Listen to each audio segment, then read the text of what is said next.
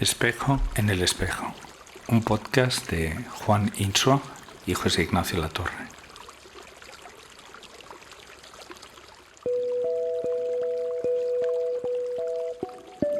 Hoy, levedad.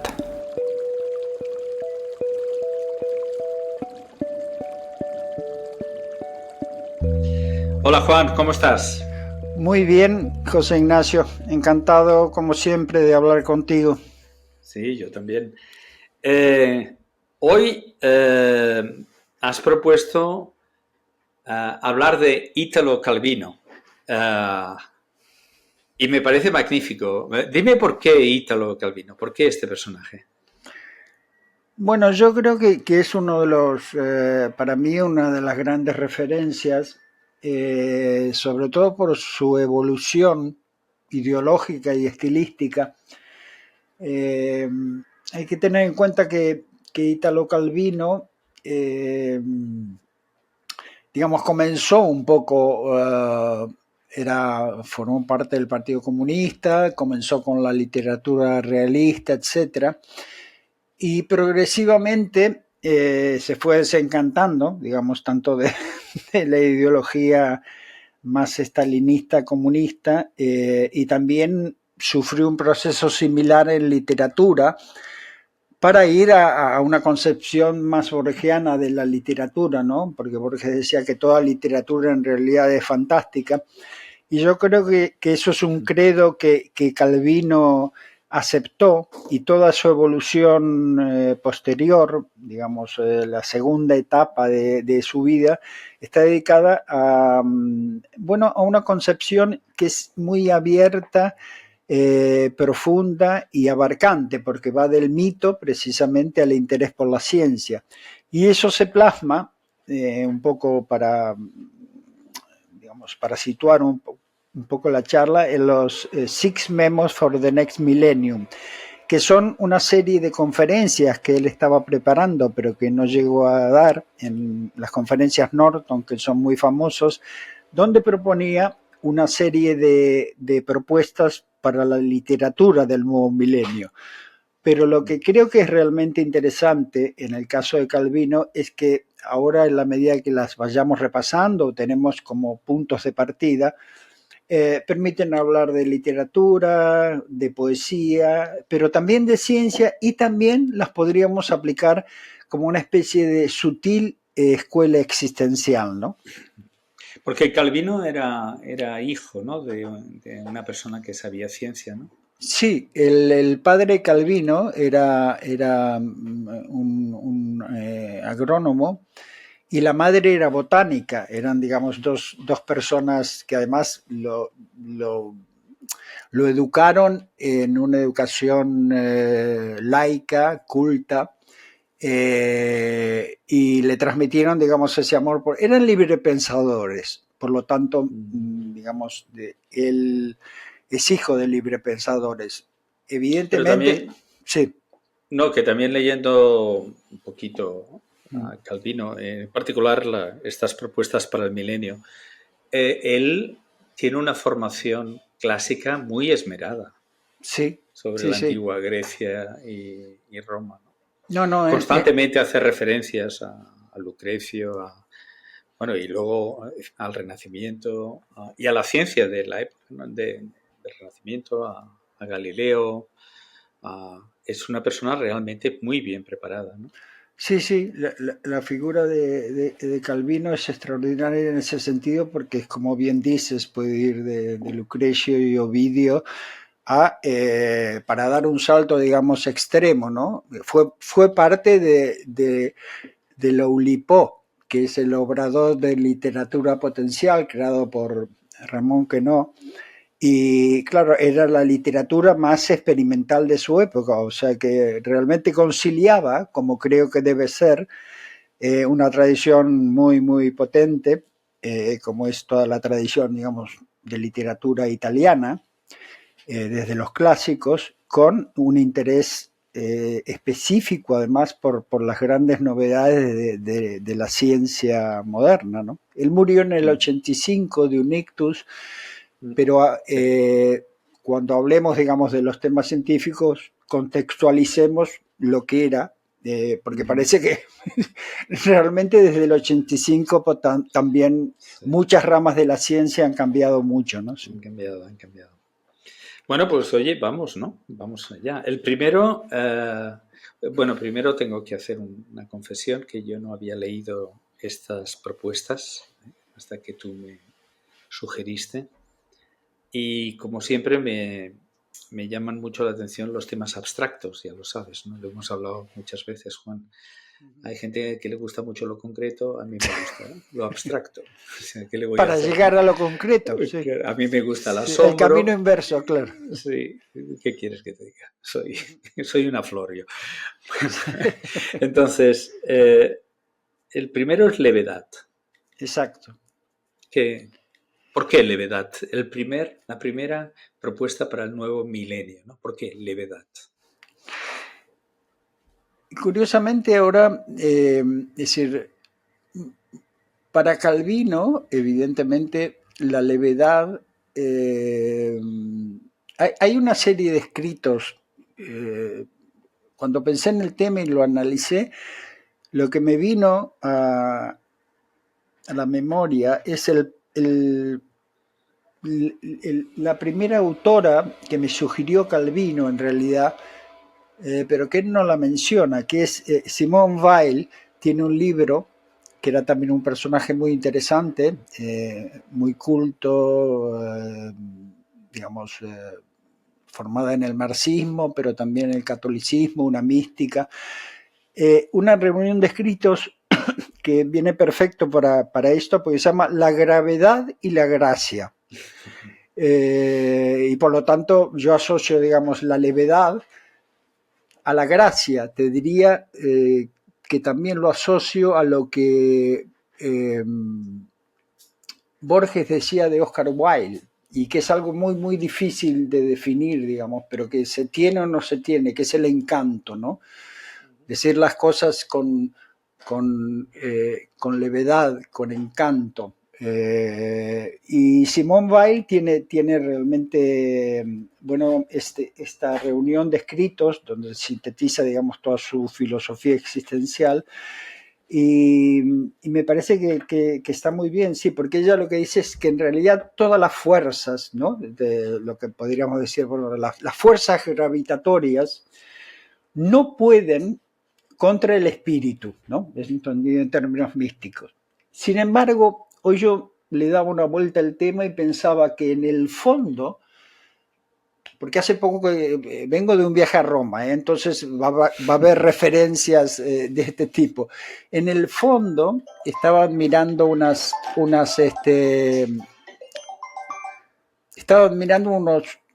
mármoles, ¿no? En los museos palatinos, creo que se llaman así. Y entonces pensaba que en realidad la fuerza de la gravedad provoca también mucho encanto y mucha gracia, ¿no? Paradójicamente, ¿no? La gravedad misma, las fuerzas gravitatorias, el hecho que estemos, digamos, bueno, y la atracción, la paradoja de fondo también es que provoca gracia. Pero yo creo que, bueno, continuamente estamos intentando, ¿no? El viejo sueño de superar la gravedad de la ley de gravedad. Sí. Él en algún instante contrapone levedad a peso y usa la palabra peso, ¿no? Y hace referencias efectivamente a la gravitación. Pero, ¿sabes una cosa que en el acto me ha pasado por la cabeza? Es que una vez escuché a Santana, al músico, esto es de mi generación, ¿no? Sí. De la nuestra, sí, el Oye cómo va, estas cosas. Oye cómo va. que decía que un cantante, un artista, cuando sube al escenario debe tener gravedad. Debe hacerse con el escenario, claro. Debe pesar. Claro. Y no dejaba de pensar cuando leía a Calvino que ahí tenía un discurso formado de una forma muy elegante. Es un discurso de un intelectual, ¿no? Es el discurso de la persona que ha sido bien educada, que tiene toda la gravedad de la filosofía, sí, del profesor de filosofía, con toda su gravitas, enunciando que el futuro debe ser leve. Sí. Esas paradojas, claro. Sí, ¿No te sí. parece? Te prometo que lo estaba pensando, ¿no? Digo, Sí, este sí. discurso tan bien armado y tan pesante, Es tan grave. poco Sí, contemporáneo, sí, que hoy en sí, día sí, es... sí. Oye, ¿tú crees que levedad tiene algo de frivolidad o no?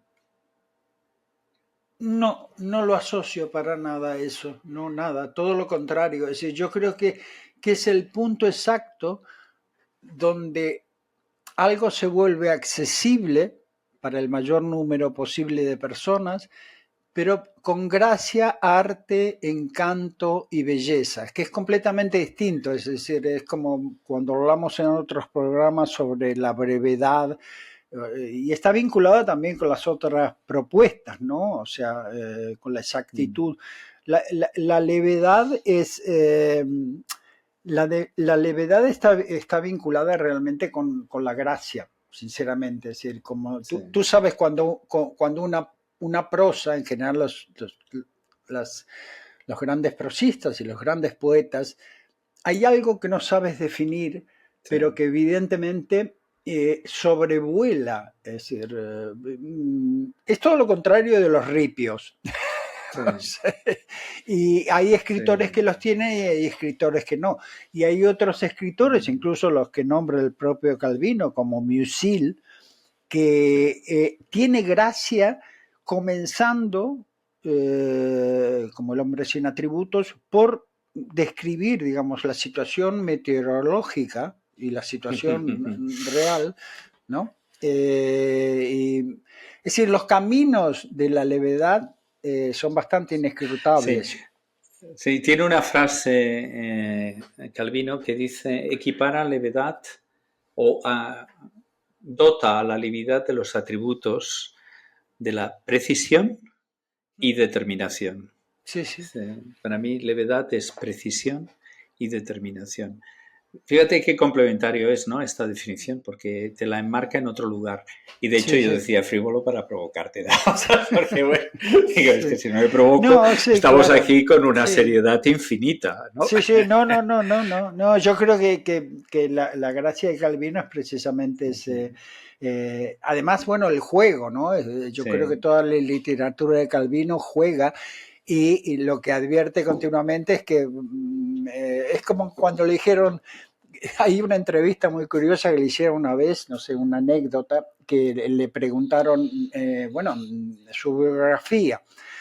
Pregúnteme lo que quiera, le dijo Calvino, y yo le puedo responder. Lo que estoy seguro es que no le voy, esté seguro que no le voy a decir la verdad. sí. Oye, pues tampoco nos hemos de pasar la vida con la levedad, pero sí Sí, un comentario más.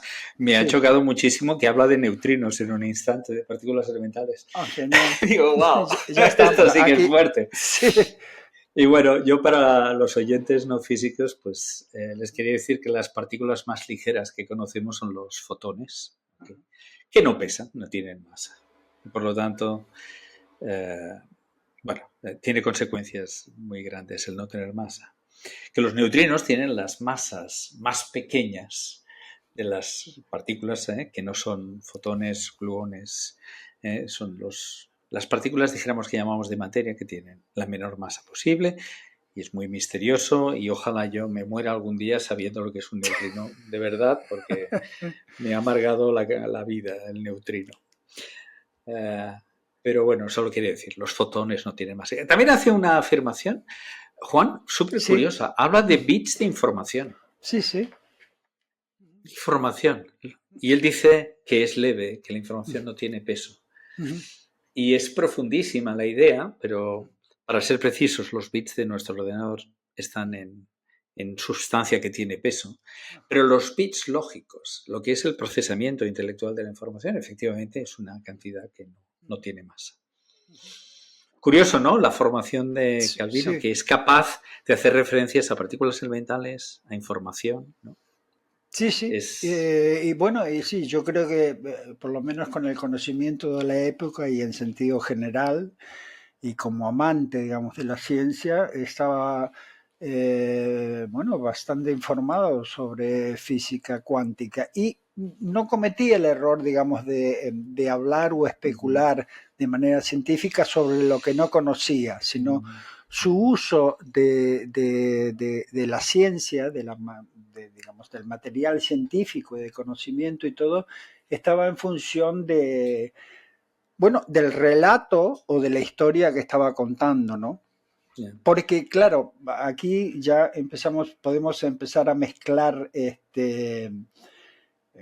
propuestas, pero aquí el tema es, digamos, existencialmente nos encontramos frente a la potencialidad de los mundos posibles, que son preverbales, es decir, pero luego todo esto tiene que suceder, como en el caso de un escritor, acotado, es decir, el arte realmente de escribir es como dentro de la innumerabilidad o la multiplicidad, que ya hablaremos, eliges los materiales necesarios para contar esa historia, porque si no, quedas, digamos, en un estado de maravilla continuo, ¿no? Oye, la segunda propuesta es la rapidez, Sí. que también me ha chocado. ¿Por qué la rapidez? Para una propuesta para la literatura del nuevo milenio. ¿Por qué la rapidez? Yo creo que, bueno, cada una de las propuestas tiene muchos matices, pero ahora mismo lo que más me extraña, digamos, del comentario de rapidez, que también lo podemos asociar a velocidad, es que él encuentra rapidez en la manera, él fue, entre otras cosas, por eso es tan extraordinaria la figura de Calvino, un gran compilador de fábulas italianas, entonces de cuentos populares. Sí, sí, tiene 2 volúmenes publicados por Einaudi, maravillosos, sobre fábulas populares italianas que él retoca, evidentemente, y afina un poco, pero son en muchos casos anónimas. Entonces, él decía que digamos, como vienen de la literatura oral, te ahorran, digamos, detalles, te sitúan en la historia y van al grano de lo que quieren decir, pero sin necesidad de, siempre Borges aparece por ahí, de estar 20 páginas escribiendo cómo era esa habitación, ¿no? Entonces, pero yo también lo asocio con velocidad, y ahí sí hay toda una cuestión muy interesante del siglo XX que está vinculado con, bueno, desde los futuristas hasta sociólogos como Paul Virilio, que creó una, no sé, subdisciplina que se llama dromología, que es el estudio de la velocidad, ¿no? ¿Sí? Oye, pero para que yo lo entienda, Juan, Sí. o sea, en el fondo tú me dices que él habla de velocidad en la narración de la historia, ¿no? Sí, de rapidez, y yo lo asocio a velocidad un poco, velocidad como Velocidad. síntesis, sí. Porque él dice en algún instante que no se refiere a la velocidad física del No, movimiento, sino a es la velocidad mental. mental, a la Exacto, velocidad exacto, mental. exacto. Pero tú entiendes como una sugerencia de que el tipo de narración del milenio que hemos entrado, debía ser más ágil que el tipo de narración que se hacía en el milenio anterior, en el siglo anterior. Yo creo que sí, sobre todo porque hay, bueno, dentro de la historia de la literatura queda claro que el tipo, no sé, imaginemos ahora el realismo de Balzac o los grandes realistas y todo, en la medida que avanzamos y aparecen medios como el cine o aparece otro tipo de conocimiento, la descripción y la fotografía, etcétera, la descripción minuciosa de objetos en muchos casos sobra, es decir, no es necesario que expliques, volvemos al ejemplo de la habitación porque es el que todo el mundo puede entender, todos los objetos, sino que queda como una parte de lo que sería, digamos, el realismo, ¿no? Claro. Que por otro lado, en realidad no existe, porque la descripción, no hay límites, ¿no? O sea, no hay una cosa que digas, mira, esto es realista. Pero bueno, hay escritores realistas y dentro de eso está el tema de cómo es ¿sí? De que la prosa quizá de finales del siglo XX, ahora mismo lo vemos en los medios, o sea, ahora es un ejemplo, quizá desvirtuado y bastante en algunos casos un poco deleznable, digamos, de lo que es la rapidez, ¿no? La rapidez en el mal sentido. En el mal sentido. Pero me ha parecido entender, ya te digo que yo no he profundizado como tú todo esto, ¿no? Pero me ha parecido que tenía una verdadera admiración por la velocidad mental del procesamiento de ideas, ¿no? De la inteligencia rápida, ¿no? Sí, sí. ¿No te parece? Me ha parecido... Sí. La inteligencia Entonces, conectiva, analógica, ¿no? La inteligencia sí, que puede conectar, como hablábamos al comienzo, digamos, un mito, ¿no? Un mito griego con los neutrinos. Sí. Pues a colación de eso, bueno, tú sabes cómo funcionamos, ¿no, Juan? Uno dice una palabra y en el acto le sale otra, y le sale otra, y le sale otra. Exacto. Total. Que, ¡paf!, me ha venido uno de esos libros que uno ha leído en su vida, que no habría vuelto a mí si no fuera por esto. Y es que una vez me leí de los dos matemáticos de Cambridge famosos de principio del siglo, uno es Hardy y otro es Littlewood, y cada uno escribió un libro. El de Hardy es muy famoso. Es La apología de un matemático. Es el libro que he regalado muchas veces a jóvenes científicos. Y el segundo es de Littlewood, su compañero, con los cuales ni siquiera usaron el teléfono porque les parecía un adelanto indecente. Y entonces se enviaban notas. Claro. Littlewood escribe un pequeño libro que se llama Miscelánea, donde cada capitulito tiene una página. Y algunos son ecuaciones matemáticas, otros son ideas. Y hay una idea que es la siguiente, que es la velocidad de un matemático. Y los divide en tres categorías. El que es muy rápido y por lo tanto resuelve ciertos problemas sencillos muy rápidamente e impresiona mucho a la gente. Los que necesitan un tiempo intermedio y se pasan meses para resolver un problema y lo publican y son matemáticos al uso. Y los lentos, que se pasan una vida para resolver un teorema, que es lo que construye las matemáticas. Claro. Y dice, todos admiramos a los rápidos, muchos somos los intermedios y todos queremos ser los lentos. Extraordinario, sí. Me encanta. Sí. Se puede aplicar a la literatura, ¿eh? Ahora recuerdo... ¿Crees?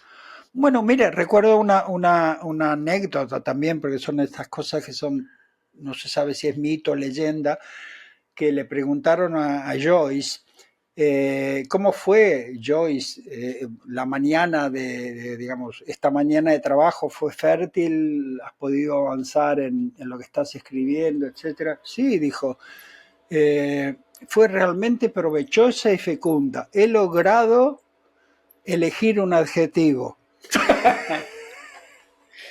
Oye, pues no es pequeño lo que escribió, no es pequeño, ¿eh? O sea, no, pero digo, a lo que me refiero, que sería, digamos, era un rápido lento, ¿no? Bueno, y la palabra quark, claro, Murray viene de Finnegan's Wake. Viene del Finnegan's Wake, claro. Que la tomó Murray Gell-Mann. Murray del libro ese, o sea que... Sí, y viene, además es muy curiosa la frase porque es 3 quarks for Master Mark, que es, en realidad, son pintas. En realidad, mire las conexiones increíbles que hay entre ciencia, arte, literatura y bueno, y científicos cultos, ¿no? Bueno, Murray Gell-Mann no solo leía Joyce, claro. sino que hablaba 30 idiomas, literalmente, y puedo dar fe que danés y catalán eran dos de ellos.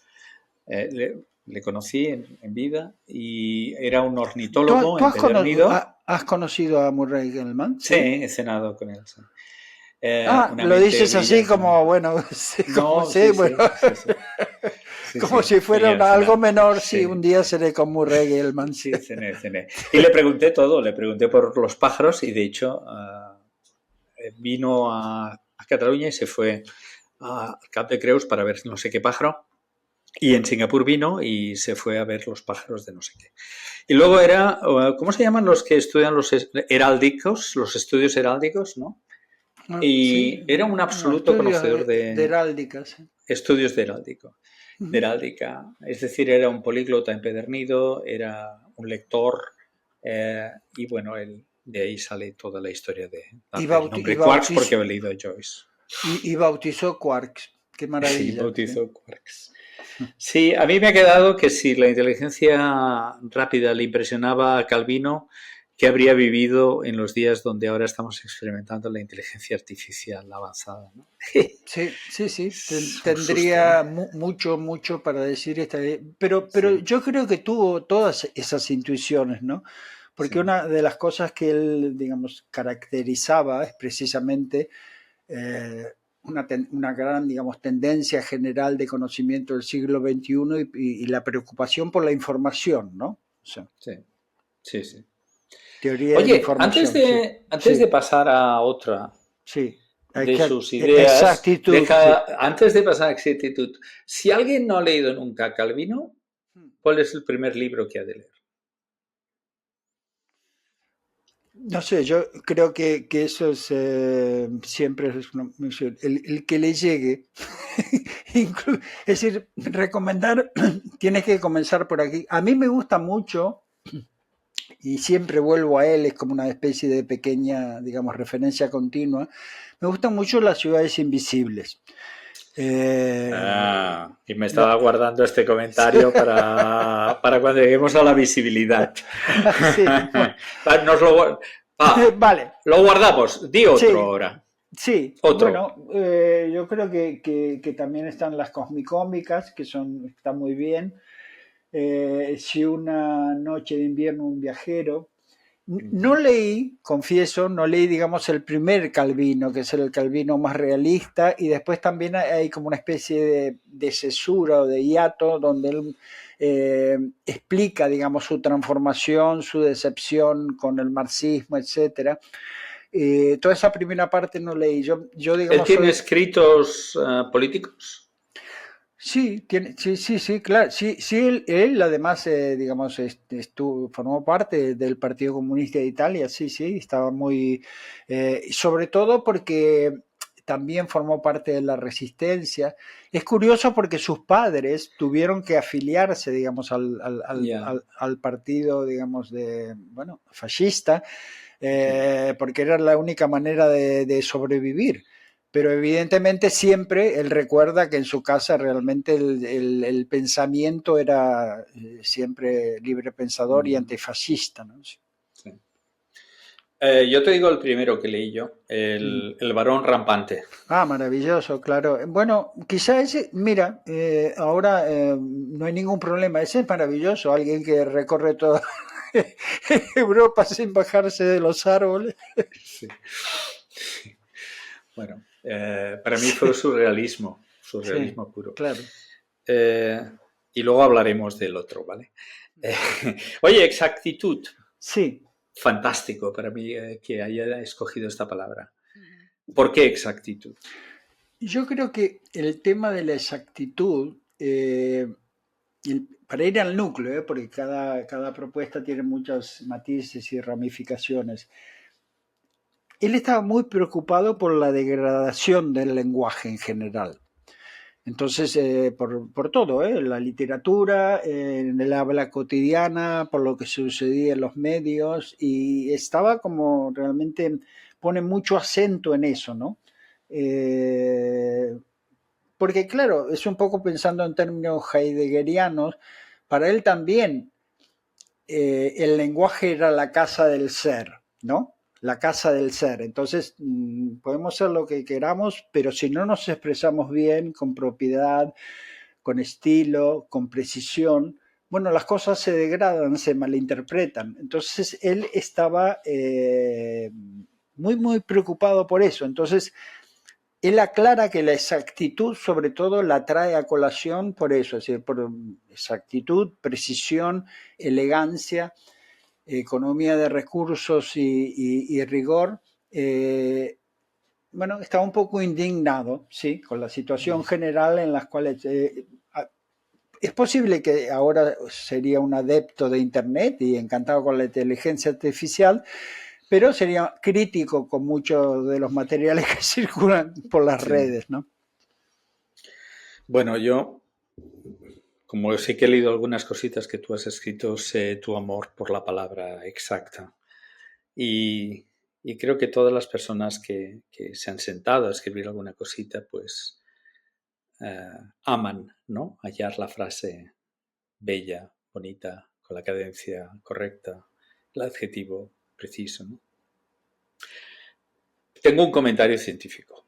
Juan, me dejas, ¿no? Y así es como debe ser. Bueno, Yo especulo y tú dices parte de la verdad. No, que va. Yo solo digo tonterías, pero no tengo nada que decir. La tontería que quiero decir es que en ciencia hay una gran diferencia entre exactitud y precisión, ¿vale? Y para que todo el mundo lo entienda muy fácilmente, ¿no? Imagínate que tiras flechas contra una diana, ¿vale? Y las metes, pero una encima de la otra.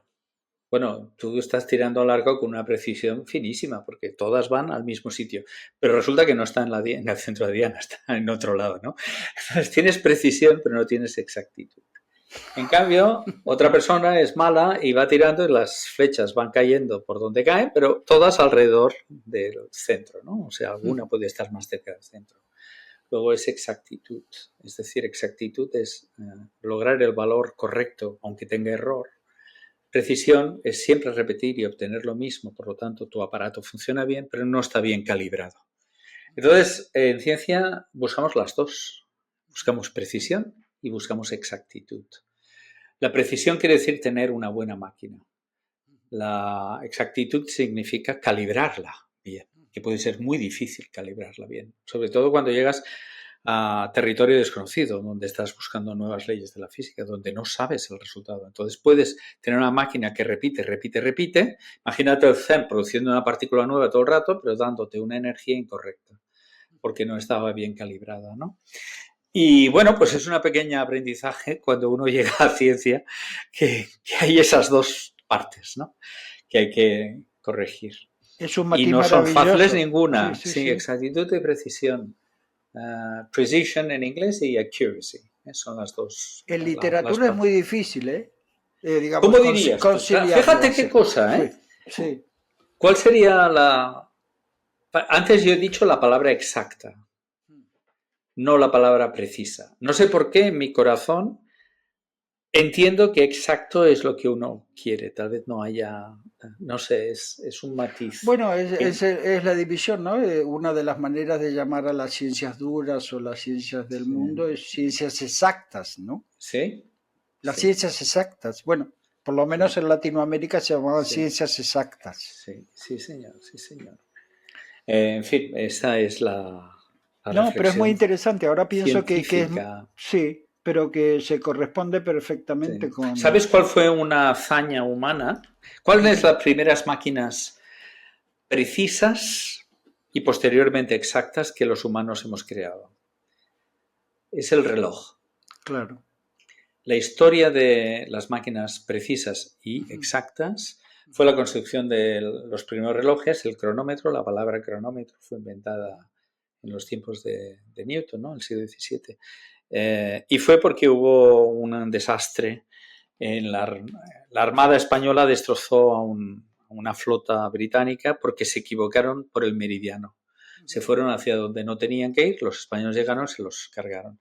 Y la reina de entonces hizo la Longitude Act para dar un premio a quien construyera un reloj que tuviera una precisión de 1 segundo al día. Pero claro, necesitas precisión para saber que estás en el lugar exacto. Esa es la razón.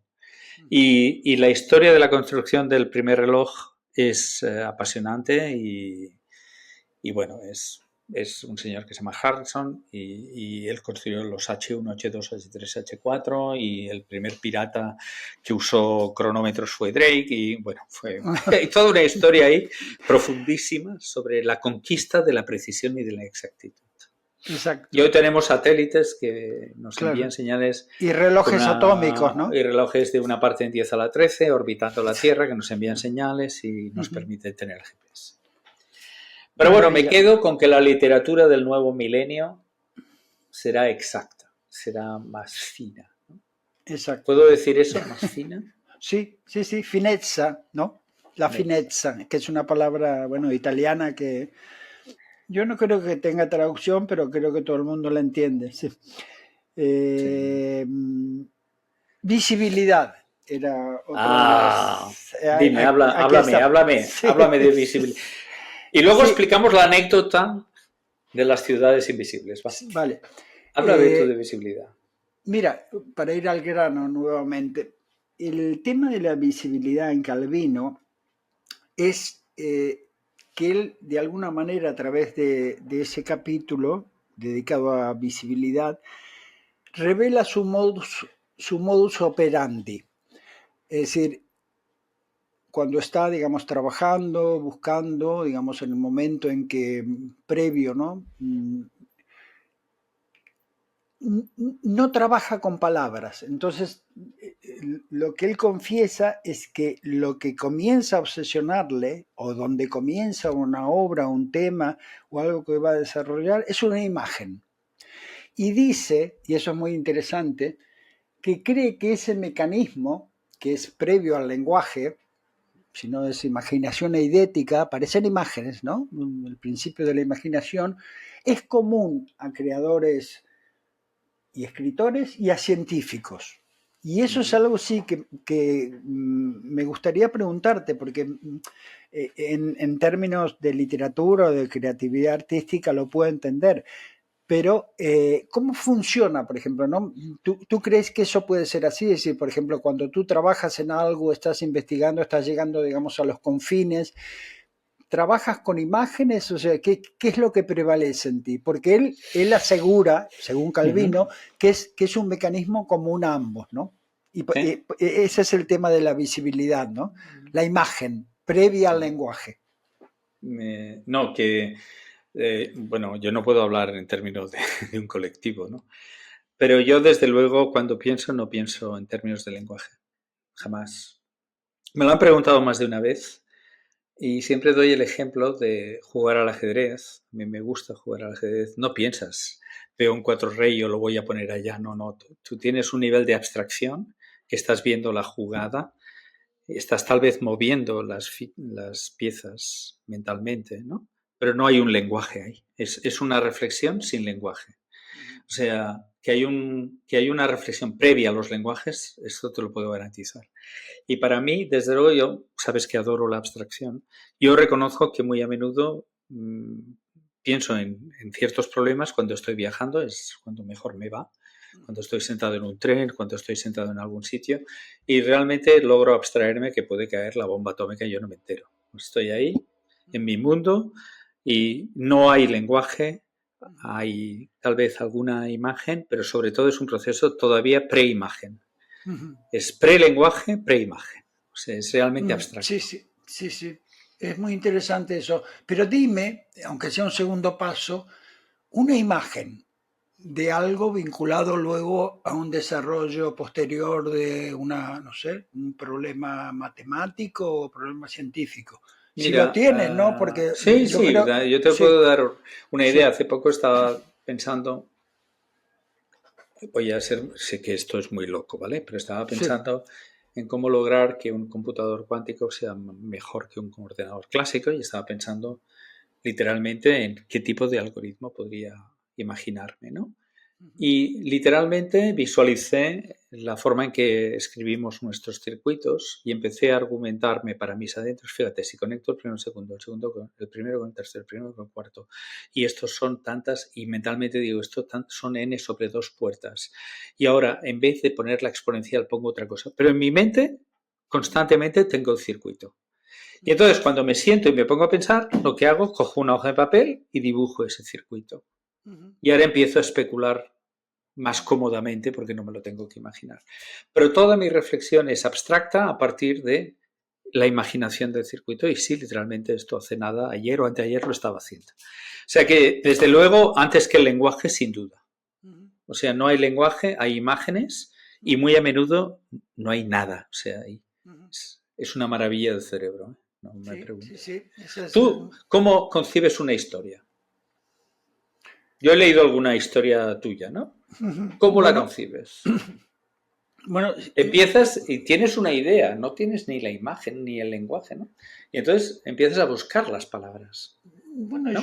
yo sí recuerdo, digamos, es que los estímulos pueden ser tan, en esa primera fase que podríamos decir, sí, previa al conocimiento, ¿no? Donde aparece, digamos, el asombro, o donde buscando encontraréis, es decir, estás buscando, pero no sabes en realidad lo que estás buscando, pero algo en ti lo intuye, aunque no lo puede verbalizar.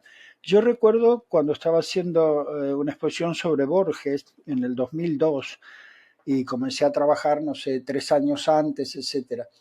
Y necesitaba que tuviera, digamos, trabajé con un músico, Xavier Maizan, necesitaba que hubiera un hilo conductor de la exposición como una especie de banda sonora.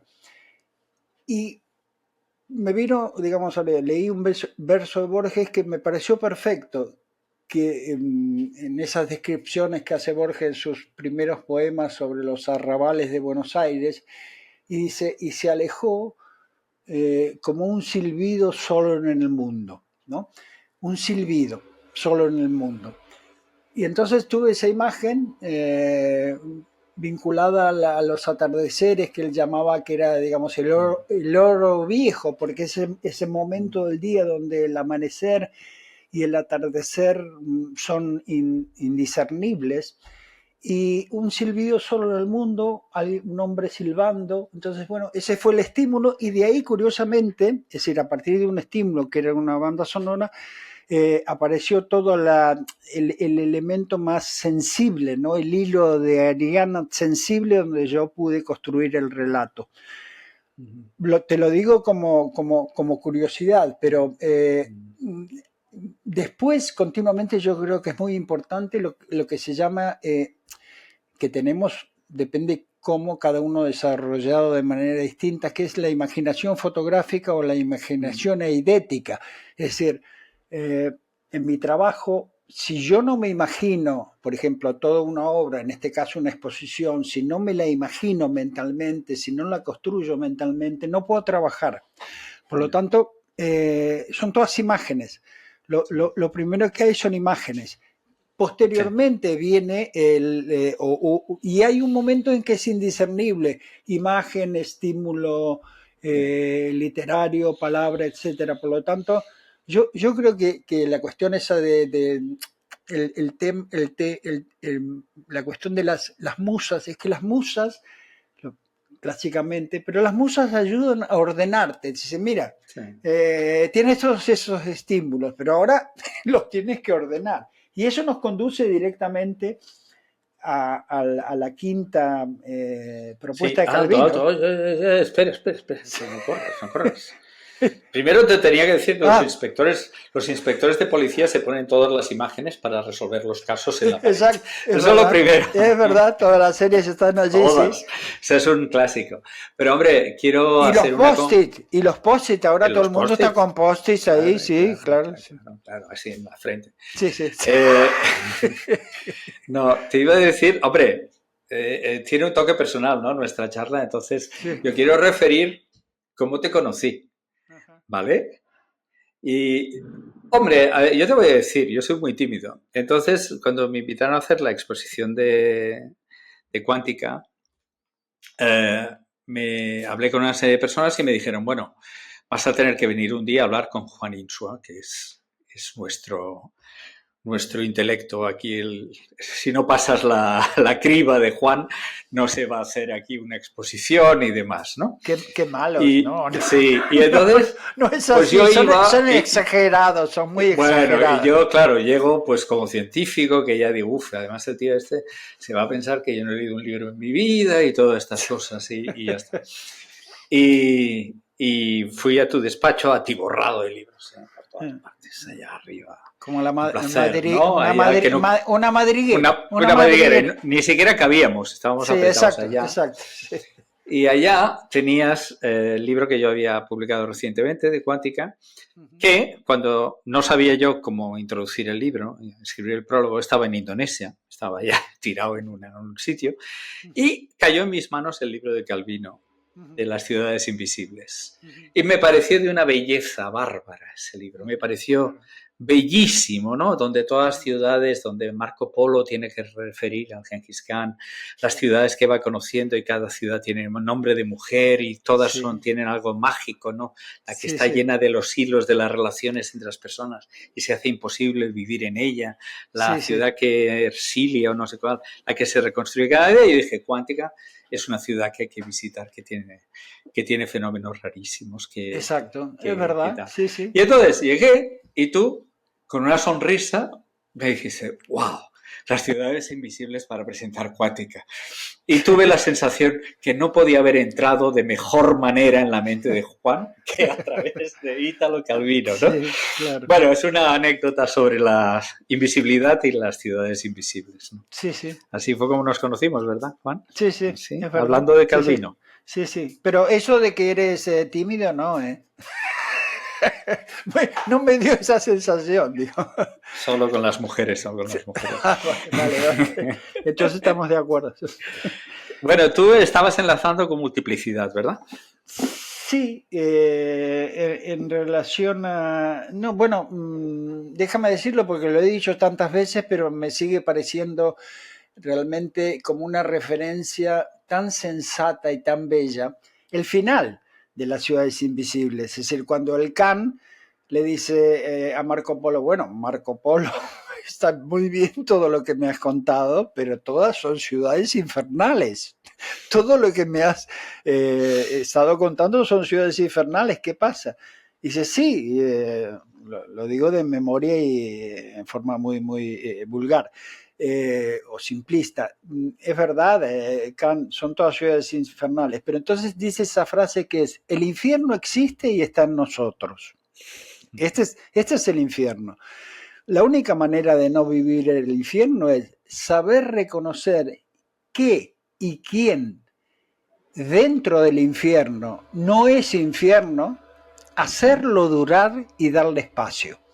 Es una maravilla, digamos, como síntesis de, bueno, de la vida, ¿no? O sea, estamos en el infierno, vale, perfecto, el mundo es terrible, todo lo que hablamos en otros programas, etcétera. Pero, y tenía ese grado, digamos, de belleza benévola, ¿no? Calvino en todo, es decir, la búsqueda de más allá de todo, vale, sí, estás en el infierno, ¿y qué vas a hacer? ¿Te vas a sumar a los infernales? ¿Vas a ser infernal? Digamos, siendo consciente del mal, ¿vas a perpetuar el mal? No, busca dentro del infierno, dentro de ti además, ¿no? ¿Qué no es infierno? Hazlo durar y dale espacio. Es una tarea civilizatoria maravillosa. Sí, sí. Sí, ese libro tiene joyas. Me gustó mucho cuando empieza Marco Polo y le va refiriendo ciudades de verdad. Y entonces Gengis Khan le pide y se está quedando sin ciudades. Y le dice, pues invéntatelas. Claro, Y entonces él claro, empieza a claro, relatar claro. las imaginarias, lo cual tiene este elemento que a mí me gusta mucho, que es que el arte permite la expansión más allá de la realidad, ¿no? O sea, Exacto. la ciencia está limitada porque tiene que entender el único mundo real que tenemos por aquí. El arte puede explorar infinitos mundos imaginados y por lo tanto es mucho más amplio, ¿no? Mucho más vasto. Y ahí queda de una forma muy sutil también reflejado, ¿no? Porque empiezan a aparecer ciudades súper curiosas. Pero ¿por qué multiplicidad? Multiplicidad es una de las palabras para el próximo milenio. ¿Por qué? Yo creo que es sobre todo a partir del entendimiento, como bien decías, era un hombre con una formación clásica extraordinaria y ahí trae referencias evidentemente a la metamorfosis de Ovidio y a lo que hablamos muchas veces en otro momento vinculado a uno de los temas que tocamos, que es, bueno, el tema del infinito, el tema, las enumeraciones, cómo puedes atrapar literariamente. Entonces, frente a la multiplicidad del mundo, cómo la literatura puede digamos, aproximarnos, ¿no? A la belleza esa de la existencia y la variedad y las diferencias y los matices, etcétera, ¿no? Y también, bueno, evidentemente a las mil y una noches, ¿no? Que es una historia que Sí. está dentro de una historia, que está dentro de una historia. Ujú. Al propio título de nuestro podcast, ¿no? Espejo en el espejo, un espejo en el espejo hacia el infinito, es una idea también de multiplicidad. Y yo creo que digamos, hoy estaba pensando que, y él creo que lo dice en algún momento, no, es de Simone Weil, creo que decía algo así como que en realidad la belleza es la verdadera ciencia llevada a sus límites, Ujú. trascendiéndose a sí misma, ¿no? O sea, Ujú. y no hay que excluir, yo te lo dije siempre, yo admiro, digamos, bueno, sobre todo a científicos, digamos, de terceros instruidos como tú, no digamos, no, digamos, de gente realmente que tiene mucha sensibilidad estética, literaria, etcétera. Yo creo que la ciencia es muy bella y es muy Oh, sí. poética y es muy, y precisamente al mismo tiempo que nos acota, porque si no estudiáramos fenómenos no podríamos comprender el mundo, nos permite, bueno, como Ouroboros, ¿no? Como la cola de la serpiente, cerrar el círculo. Y estamos en ese Claro. momento, ¿no? En que yo creo que otro de los grandes desafíos de este siglo es precisamente una ciencia como la que tú intuyes y practicas, ¿no? Y que sería, digamos, una ciencia poética, una ciencia literaria, una ciencia que puede explicarse también, que puede explicarse, que puede explicarse y con belleza. Bueno, puedo hablarte de una pequeña historia que creo que te va a gustar. Imagínate, Juan, que ahora sales a la calle, te encuentras a tres personas que se parecen mucho y vienen, ¿no? Y bueno, puedes pensar que son hermanos gemelos o algo así, ¿no? Pero luego doblas la esquina y te encuentras a ocho que se parecen un montón. Y luego te vas y ves a uno solo. Y luego ves a una pareja. Pero cada vez que ves a esos, te vuelves a encontrar a las tres personas del principio en otro lugar, idénticas a las tres primeras. Y que tu ciudad estuviera hecho de eso, de individuos solos, de parejas, de tríos, pero cada vez todos ellos iguales, ¿no? Imagínate el mundo así. Pues eso fue lo que pasó en los años 50. Cuando se empezó a experimentar las partículas elementales, se descubrió que había un pión, pero había un pión que se le dio el más, el menos y el neutro. Uno era cargado, uno tenía carga positiva, otro negativa y otro era neutro. Pero se parecían un montón. Y luego pasó con los kaones. Y luego pasó que algunas partículas, pues no tenían más que a ellas mismas. Y ahí apareció esa idea de multipletes, multiplicidad de partículas. Y la pregunta es ¿por qué? ¿Por qué la naturaleza está hecha así? Y fue Gelman, y el primero y luego otros, que se percató de lo de los tres quarks. Y eran pues a todos los efectos iguales excepto por una propiedad. Y forman un triplete. Y de ahí vino la idea de que lo importante era entender por qué habían estas multiplicidades y resulta que hay una parte de las matemáticas que entiende eso, que se llama la teoría de grupos. Y se entendió que las partículas elementales se orquestaban en multipletes de simetría. Y de repente, en los años 50, alguien empezó a pensar que lo importante era entender esa simetría. Y muy adelante hemos descubierto que la simetría es la que dicta la ley del universo. De hecho, ya hemos dejado de postular principios de energía y postulamos principios de simetría. ¿Qué multiplicidades veremos en el universo? Y hemos hecho ese salto durante la segunda mitad del siglo XX. Hemos pasado de lo concreto de las energías y que sea un mínimo de una energía y sea tal, a decir el universo debe ser una representación de estas simetrías. Y bueno, siempre se ha aducido que ese ha sido un salto estético en la comprensión del universo. Hemos comprendido que había un principio de simetría, habían multiplicidades que había que entender. Mira por dónde, ¿eh? Calvino Sí, ha cuadrado de una forma... nos ha dado mucho juego. Sí, Sí. sí, sí, sí, sí, sí. Bueno, había una última que él no escribió y que podríamos ir, digamos, finalizando con esto, que también escribió como algo que incluyó su mujer, Estel Calvino, creo, en una de las ediciones, que es el arte de comenzar y el arte de acabar. Sí, sí, sí. Sí, Sí, sí, sí, pero no lo escribió, entonces tenemos que especular, sí, ¿no? claro, claro.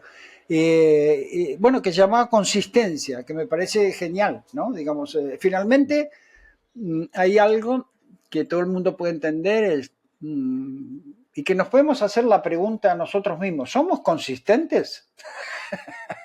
No. No, no es necesario. No.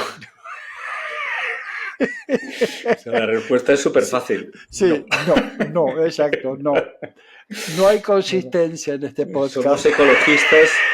Somos ecologistas, pero pedimos unos McDonald's envueltos en 30 papeles y Sí, tiramos sí. la salsa. Sí, no, sí, consistencia, coherencia, sí, es muy difícil. El No, arte de terminar un libro. sí, ¿Cuántos sí, empiezan bien y no sí, saben terminar su libro? no, o los grandes comienzos, ¿no? Pero mira, hay esto es maravilloso porque realmente un libro que comienza y que todo el mundo lo recuerda, pero quizá no recuerda tanto el final, es el Quijote, ¿no? Yeah. En un lugar de la Mancha, Sí, en cuyo sí. nombre, bueno, un comienzo maravilloso, ¿no? Como los comienzos de García Márquez, los comienzos de Borges, comienzos de, no sé, ¿cómo se llamaba? El de Moby Dick, Melville, Sí, llámame Ismael, ¿no? sí. Llámame Ismael, call me Ismael. Pero aquí descubro, claro, que el propio Calvino lo dice, que la manera de terminar el Quijote es maravillosa y además es como científico-poética, porque claro, eh, le da la palabra a la propia pluma con la que escribe. Y claro, dice, para mí sola nació Don Quijote y yo para él. Él supo obrar y yo escribir. Pero es la pluma en primera persona, el objeto pluma en primera persona. Es una maravilla, ¿no? Una maravilla. Es mucho más moderno que... Sí, Vamos. sí. Bueno, es que, no sé, vaya, de ahí podríamos también hacer un programa dedicado a la pluma, al objeto pluma, que Oye, conecta con la llevamos... levedad, ¿eh? Sí, Sí, sí. sí, Levedad, sí. rapidez, exactitud, visibilidad, multiplicidad y tú has añadido consistencia que me parece muy, muy, Sí. muy bien. Chulo, ¿eh? Chulo. Si Sí, alguien lee a Calvino a raíz de esto, que lean a Calvino. Sí. bien hemos gastado esta hora, ¿verdad? Oye, un título, Juan. Siempre no pienso los títulos, debo ser mal. Tú eres el que sabe titular No, yo con no rapidez. A sé. ver, sí, sí. No, no, No, pero a ver. ahí me A siento ver. en la obligación moral de ser fiel, ¿no? Es una persona fallecida, Vale. no está bien apropiarse y cambiar y modificar. No me gusta tomar a Beethoven y hacer una salsa con Beethoven, ¿no? No, no. Me gusta el respeto. Respetemos, ¿no? Pues por mí, si se llama 6 propuestas para el milenio o algo que sea muy fidedigno, no sé, Sí. más corto. Sí, Calvino y el nuevo milenio, ¿no? Sí, no sé. O como quieran, no sé. Calvino, las 6 propuestas de Calvino para el nuevo milenio, aunque sea largo, Eso, demasiado largo. sí, es demasiado largo. Seis, Sí, también sí, podemos dejarlos en inglés, ¿no? Six ¿cómo Memos es? for the Next Millennium. Pero él lo escribió en italiano, ¿no? Él como creo que ahora es una duda que tengo, pero me parece que Porque eran como unas lectures. claro, Claro. claro, claro. Era en las conferencias Norton y el título original es Six Memos for the Next Oye, Millennium. ¿le podríamos llamar levedad? Sí, perfectamente, porque de ahí emana todo, ¿no? Sí, exacto. La invisibilidad es leve. Sí, sí, sí, sí. La rapidez es leve. Sí, sí. Y la multiplicidad, cuando, digamos, como proceso creativo, Sí. que vienen todas las ideas a la vez, sí. Que no se confunda esto con la insoportable levedad del ser, por favor. Sí, no. Que no haya confusión. Sí. Vale, pues levedad queda. ¿Te parece bien? Estupendo. Y yo creo que, bueno, hay gente que me ha escrito diciendo, ¿por qué no habláis de este tema? ¿Por qué no habláis de otro tema? Bueno, pues tal vez tenemos que satisfacer. Que tenemos que leer las sugerencias y escoger, ¿no? Y el próximo será una sorpresa, ¿vale? ¿Te parece bien? Me parece perfecto. Vale. Oye, muchas gracias, Juan. Siempre no, gracias. Un absoluto placer. Gracias a ti. Y buena semana para ti y para todos los que puedan, los 3 o 4 fieles que puedan escuchar este podcast. Un abrazo a todos ellos y ellas. Chao, chao. Espejo en el espejo, un podcast de Juan Insua y José Ignacio Latorre.